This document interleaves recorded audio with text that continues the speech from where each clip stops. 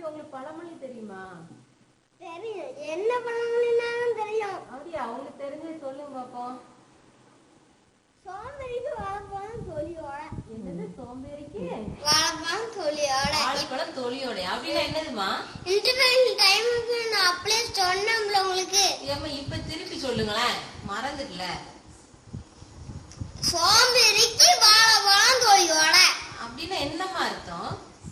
சோம்பேறி உரிச்சு சாப்பிட மாட்டான், அப்படியே சாப்பிடுவான். போ, அப்படியே சாப்பிடுவான். அவ்வளவு சோம்பேறி அவன், வாழைப்பழ சோம்பேறின்னு. ஆமா. சரி, வேற என்ன பழமொழி தெரியும்? யானைக்கு அடி சறுக்கும். அடி சறுக்குமா? Very good. சூர்யா மாதிரி பேசுவீங்களாமே, எப்படி பேசுவீங்க? பேச பாப்போம். சிங்கம் சிங்கம் சிங்கம் ஈஸ்வர சிங்கம்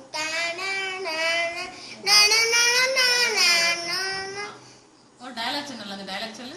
சிங்கம் பத்தி ஓங்கிடுச்சு ஓடிக்கிட்டு.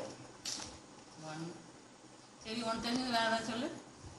சிறுத்தைய கார பார்த்திருக்க, சிறுத்தைய காட்ட பார்த்திருக்கியா? சரி, உங்களுக்கு பிடிச்ச சாமி யாரு?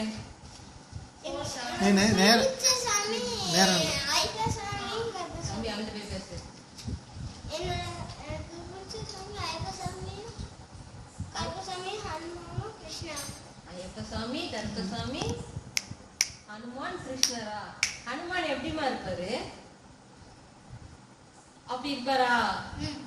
கையில என்ன வச்சிருப்பாரு? அதான் டம்மி அடிச்சுருவாரு மண்டையிலே. சேட்டை பண்ணா சேட்டை பண்ணா அடிச்சிருவாங்களா? சரி, வேற எப்படி இருப்பாரு ஹனுமாரு? ஹைட்டாவும் இருப்பாரு. அப்படியா? சரி, ஐயப்ப சாமி எப்படி இருப்பாரு? அவங்க அவங்க உட்கார்ந்து இருப்பாங்க. இந்த மாதிரி. நீ போயிருக்கியா ஐயப்ப சாமி கோயிலுக்கு? இல்ல, போட்டோல பாத்துர்க்கேன். போட்டோல பாத்துக்கியா? நீ கும்பிடுவியா டெய்லி? அப்படியா? சரி, பிடிச்ச அனிமல் சொல்லுங்க. எந்த அனிமல் ரொம்ப பிடிக்கும்?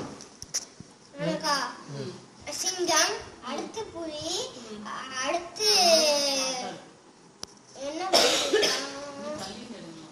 சீத்தா, கருடா. கருடானா என்னதுமா? கருடனா மேல பறந்துட்டே இருப்பாங்க அவங்க. அப்படியா? மேல காக்காவும் தான் பறப்பாங்க. கருடா எப்படி இருக்கும்? இங்க இருக்குல்ல, அதே மாதிரி இருக்கும். நீங்க சொல்லுங்க, எப்படி இருக்கும்? என்ன கலர்ல இருக்கும் கருடா?